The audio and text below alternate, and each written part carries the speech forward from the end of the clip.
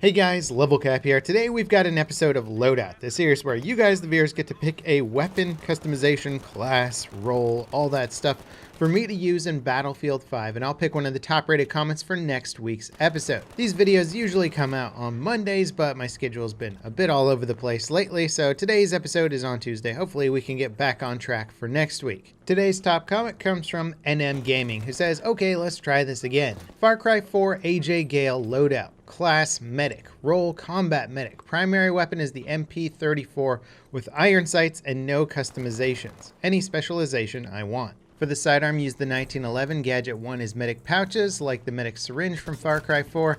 Gadget 2 is anything I want. For the melee weapon, we'll use the kukri. For grenades, we'll be using the standard frags. Then he goes on to say, hi Level Cap, I remember you doing a Far Cry 3 Jason Brody loadout back in the Battlefield 4 days. I noticed that you never did one for Far Cry 4, so I decided that I would give you an idea. I chose the MP34 since Far Cry 4 has only two World War II weapons, the MG42 and the MP34. You already did a loadout for the MG42, so I think this is the perfect chance for a loadout that has the MP34. Thanks for the great content and hope to see this. Well, and thank you, sir, for the excellent loadout comment. I actually really like the MP34. It's not a powerhouse weapon, but it's an interesting weapon, and it's also a very elegantly designed weapon. I just love the looks of the MP34, kind of the receiver unit, the back of it that's got the tapered edges on it. It's just a good-looking submachine gun. It definitely stands out from a lot of other submachine guns that all have kind of a relatively similar design. This one just seems to have nicer looking metalwork and stock and everything about it.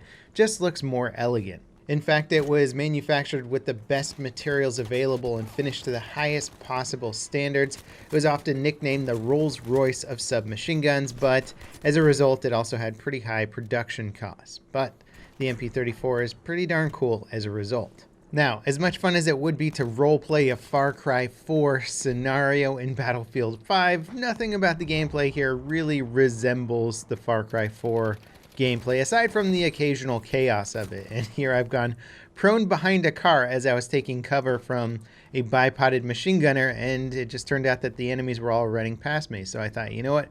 Why not just hang out for a little while and take advantage of the insane prone mechanics in this game where enemies and other players just have such a hard time determining whether or not you're alive or just seeing you in the first place, and it worked out pretty darn well. Now, the MP34 is a bit of a tricky weapon. It's only got a 514 round per minute rate of fire, which makes it a very slow time to kill gun.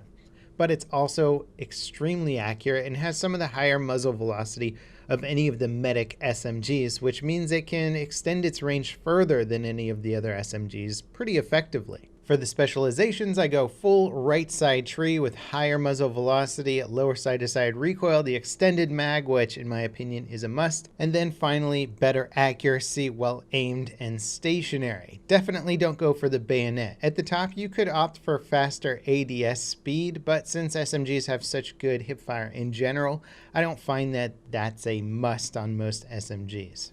Now, I was working on a few assignments for the MP34 while recording this gameplay, some of which required me to get a bunch of hipfire kills, so I might be hipfiring this weapon a little bit more frequently than ADSing, but it'll show you just how good this gun is with the hipfire ability, even though I haven't put any skills into improving its hipfire accuracy. SMGs have great hipfire regardless of which progression tree you take. And regardless, the MP34 doesn't have any sort of hipfire progression tree anyway, so even if you wanted to try and improve its hipfire accuracy, you couldn't, where most of the other SMGs do. The MP34 really kind of knows its place. It's meant for medium range engagements. For the medic class, it's one of the longer range medic SMGs. So if you're wondering what is the most accurate, the longest range I can get with a medic weapon, the MP34 is really the answer to that question. And it's not bad, but the downside is that it's just a very, very slow TTK. So you're still going to get outdamaged by most other guns in medium range combat. The plus side is that you have pretty darn good hip fire accuracy still. So in close quarter combat, although you have a slow rate of fire, you can still dodge around and jump a lot, and it makes you harder to see. Plus, you've got the ability to revive and put down smoke, close the distance if you need to. I was having a lot of success just being a sneaky beaky player. Medics are generally quieter, their weapons are quieter, it's harder to locate them. And so I was having a good time harassing the enemy players, but by no means was this a powerhouse weapon just demolishing people. It was mostly just a gun that was good when I was sneaking up on people and they weren't returning fire too much. In a stand-up firefight, that's where the MP34 starts to feel a bit more on the lacking side. It's just damage output isn't really going to do you any favors. And you can see right there a moving target in medium range running across the street. That can be pretty hard to take out even with the MP34 having superior accuracy and range compared to most other medic weapons. It still can't really do all that much at range. The medic is still very, very limited in terms of its versatility and ability to extend its range further. In fact, the best counter to any medic weapon is to move at a distance. It's really hard for the muzzle velocity to keep up with moving targets at a distance. Even with the MP34's better muzzle velocity than any of the other medic weapons, I think it's one of the faster muzzle velocities out there. The stats aren't posted in-game, but I saw some of the stats from an old patch notes list that indicated it was one of the faster muzzle velocities. It's still not really fast enough to deal with targets accurately at range, or consistently at range, I should say. So stationary targets, no problem.